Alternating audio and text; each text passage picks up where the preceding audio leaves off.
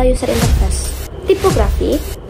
Nah, kita masuk interaksi manusia dan komputer. Baik, pembahasan kita kali ini adalah tentang desain grafis dalam UA.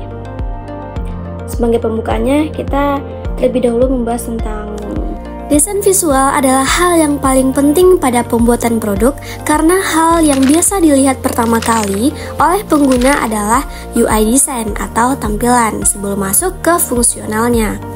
Nah, jika produk tidak memiliki tampilan visual yang menarik, bisa-bisanya pengguna akan mendapatkan kesan pertama yang kurang menyenangkan, bukan? Bahkan sebaliknya, produk dengan tampilan visual yang menarik akan membekas di hati penggunanya. Sebelum kita masuk ke inti pembahasan kita akan terlebih dahulu membahas tentang apa sih perbedaan antara UA dan UX itu sendiri. Untuk UA, kita sama tahu user interface, yaitu apa yang teman-teman lihat. Kalau user experience, apa yang teman-teman alami ketika menggunakan suatu produk tersebut. Nah, bagaimana teman-teman dari sudut pandang teman-teman melihat produk tersebut? Contoh, ini earphone, dan ketika saya melihat ini adalah user interface.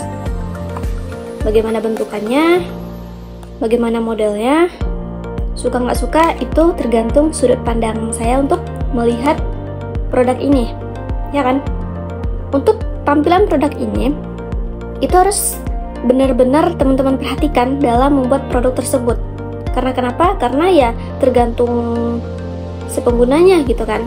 Kalau produknya menarik dari visualnya, ketika melihatnya, orang akan mau membeli produknya atau memakai produknya gitu. Kalau tampilannya menarik, lihat cara bukanya seperti ini, tampilan talinya seperti ini, atau chargernya di sini atau yang lain sebagainya, itu tergantung bagaimana teman-teman ngedesain sebuah produk ini sendiri gitu. Oke, setelah kita membedakan antara UA dan UX, kita masuk ke cara pembuatan desain antarmuka. Untuk pembuatan desain antarmuka ini, itu perlu yang adanya elemen-elemen dasar untuk sebuah desain. Dalam user interface itu, ada elemen-elemen dasar yang perlu teman-teman ketahui. Seperti ada yang namanya tipografi. Apa itu tipografi?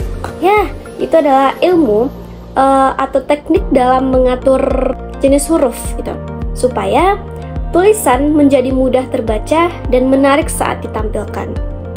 Dalam tipografi ini, dalam memilih jenis huruf ini, ada banyak tipe huruf yang bisa teman-teman pakai, serif dan sans serif.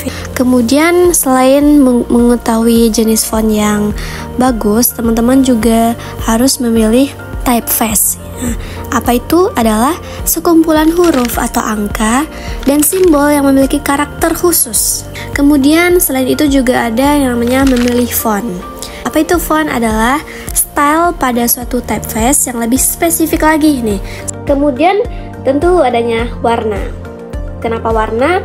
Karena warna ini sangat berpengaruh ya, sangat berpengaruh.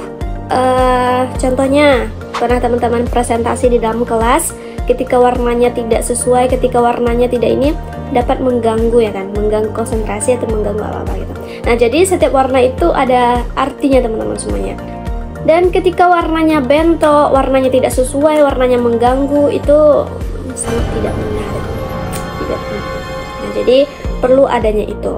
Selanjutnya itu ada yang namanya ikonografi teman-teman semuanya. Ikonografi ini adalah ilmu yang mempelajari cara untuk mengidentifikasi, presentasikan sebuah konten dalam bentuk gambar. Contoh, lambangnya seperti ini atau seperti ini, seperti ini.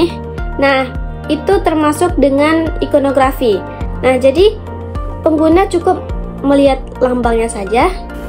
Nah, apa gunanya? Yaitu dengan memanfaatkan ikonografi ini, kamu bisa dapat menjangkau lebih banyak audiens yang mungkin sebelumnya kekurangan literasi atau keterbatasan bahasa. Selain itu, ia juga menghemat tempat daripada penggunaan teks. Nah, pembahasan selanjutnya yaitu adalah prinsip-prinsip desain grafis. Sebelumnya, desain yang baik adalah desain yang elemennya dapat berhubungan satu sama lain tanpa adanya benturan yang bisa merusak ide dan maknanya. Apa saja prinsip-prinsip desain grafis? Mari kita bahas. Yang pertama adalah berbeda atau kontras.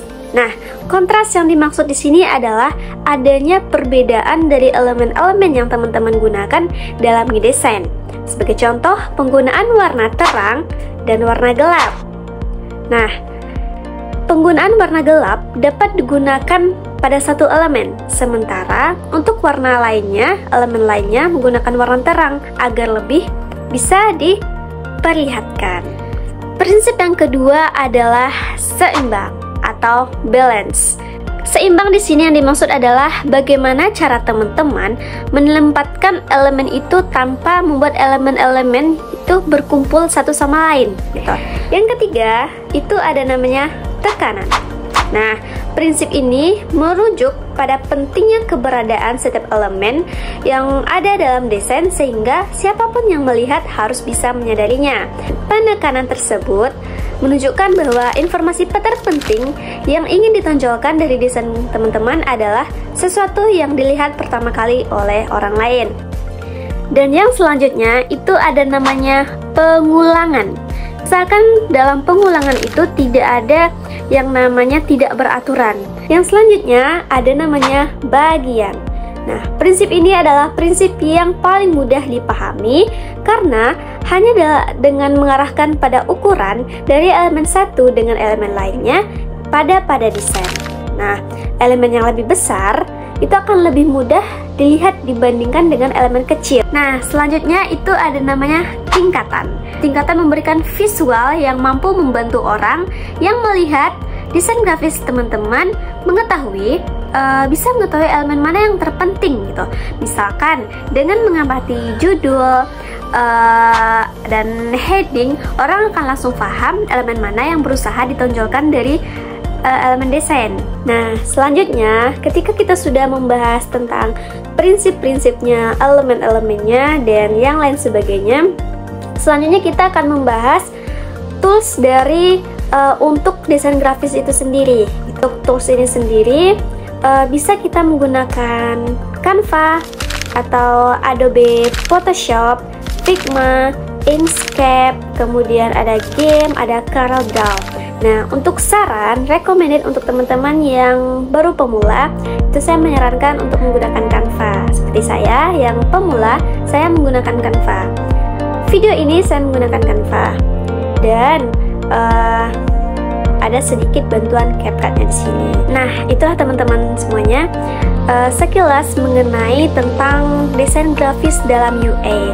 Setelah kita mempelajari apa itu perbedaan antara UA dan UX, kemudian kita juga mempelajari tentang apa konsep dasar dari desain visual tersebut, kemudian kita juga mempelajari tentang elemen dasar dalam desain grafis, kemudian kita juga telah membahas tadi prinsip-prinsip desain grafis.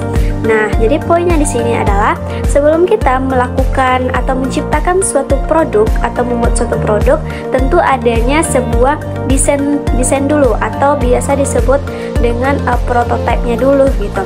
Untuk sebelum menciptakan sebuah produk, itu yang dinamakan tadi desain antarmuka gitu. Sebagai penutup, saya akan menunjukkan contoh bagaimana cara membuat sebuah desain antarmuka yang menarik dan mudah digunakan untuk pemula atau untuk yang baru-baru gitu. Nah, jadi setelah kita mengetahui apa saja yang harus kita ketahui untuk membuat sebuah desain itu gitu sebelum produk itu diciptakan, dan kita juga sudah mempelajari elemen-elemen apa saja yang perlu kita perhatikan seperti jenis font atau memilih typeface-nya, kemudian mengetahui jenis fontnya apa, kemudian warnanya bagaimana, dan ikonografinya bagaimana. Kemudian kita juga sudah mempelajari tentang prinsip-prinsip desain grafis, dan tentu nanti kita akan terapkan di contoh yang akan saya berikan nanti gitu.